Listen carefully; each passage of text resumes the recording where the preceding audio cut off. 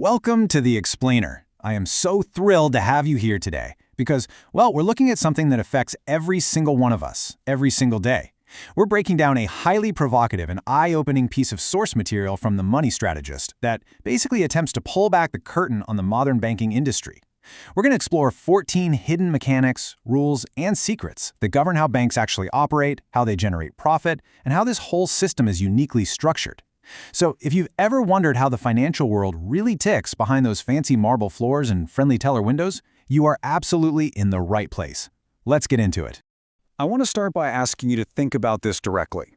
Seriously, when you deposit your money, where does it actually go? We've all been conditioned to picture this highly secure, giant vault where our cash just sits there, resting safely until we need it again, right? Well, the source material sets up a completely different reality. The core argument here is that your money isn't resting at all. No way. The moment you hand it over, the bank instantly deploys it for its own purposes. Loans, investments, profit-generating ventures, the whole shebang. According to this breakdown, the financial system isn't necessarily built to just passively protect your wealth. It's an active machine designed to keep you dependent while utilizing your funds. Okay, let's dive into this. Section 1. The Everyday Banking Traps. Let's look at the straightforward math here, which honestly completely challenges the traditional wisdom of savings accounts. We're all taught that saving money in a bank makes us richer, right? But let's look at the actual numbers presented in the source. Imagine you deposit $1,000. Your bank might give you a standard 0.5% interest rate. After a full year, you've earned exactly $5. Awesome. But wait, you have to factor in inflation, the natural rise in prices. If inflation sits at around 3%, the true purchasing power of your $1,000 shrinks by $30. You gained $5, but you effectively lost $30. The explainer uses this to brilliantly illustrate that keeping your money parked in a standard savings account actually makes you poorer over time.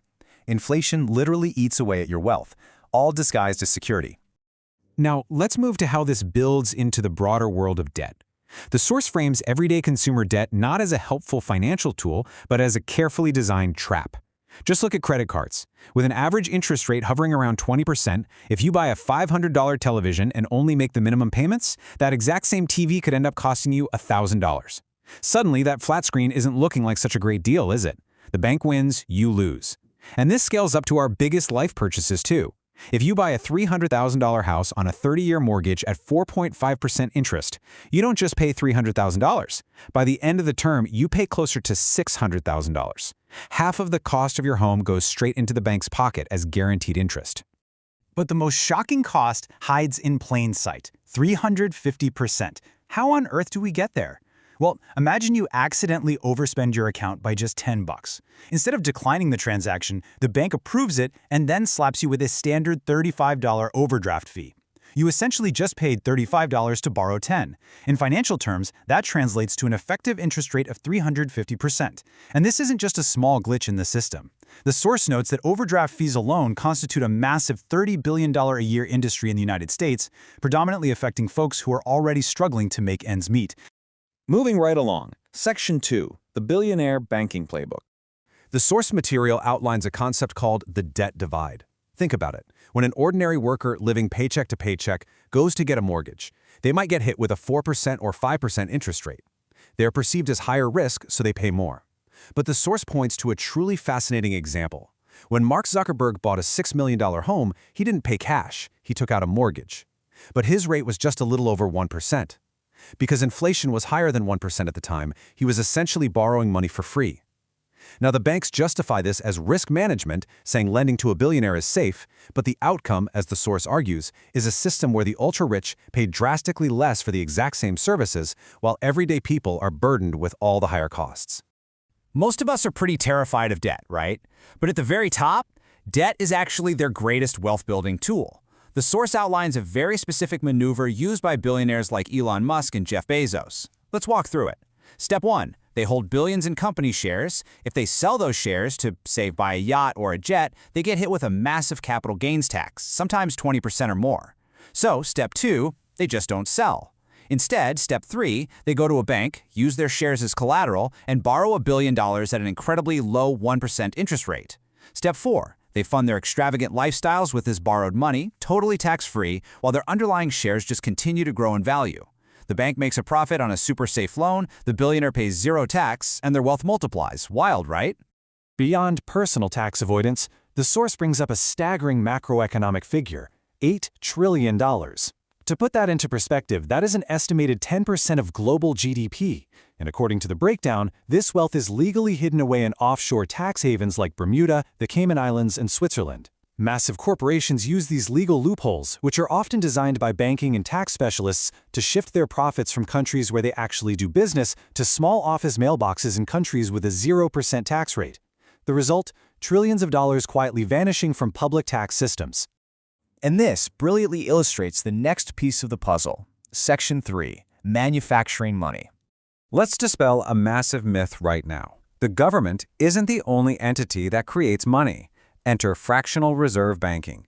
Here is how it actually works. You deposit $1,000 into your bank. The bank is legally required to hold only a tiny fraction of that in reserve. Let's say $100. They take the remaining $900 and lend it out to someone else. Now, when you log into your banking app, you still see your $1,000, but the person who borrowed the funds now sees $900 in their account. So suddenly, $1,900 legally exists in the financial system. Multiply this by millions of transactions a day, and banks are quite literally manufacturing money out of thin air. And incredibly, they're collecting interest on that invented money.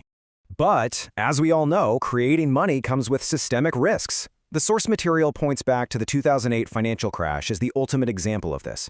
Because banks are constantly seeking higher profits, they don't just sit on your deposits, they invest them, and sometimes they gamble them on highly risky markets, like packaging bad loans.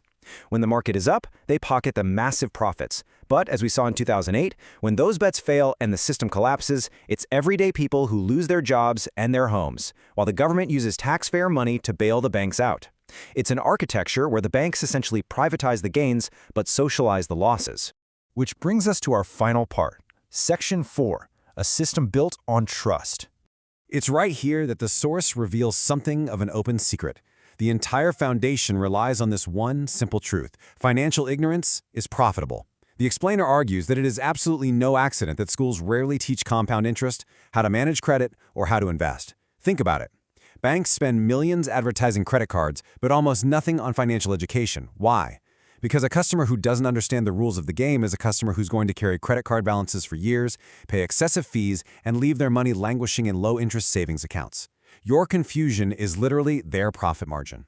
And ultimately, this entire system rests on one incredibly fragile concept: trust. The explainer highlights the phenomenon of a bank run. Because of fractional reserve banking, because the bank has loaned out your money to someone else, the actual physical cash is not sitting in the vault.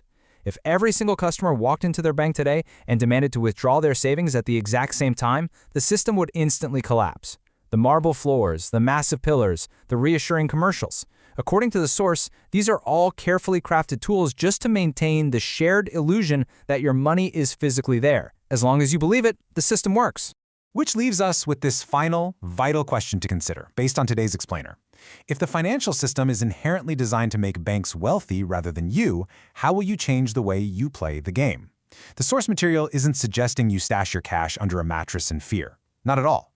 Rather, it's a call to open your eyes. It's an invitation to actively seek financial education, to understand how debt can be a weapon or a tool, and to stop blindly trusting the system. Learn the rules, because knowledge is for sure your very first step toward true financial independence.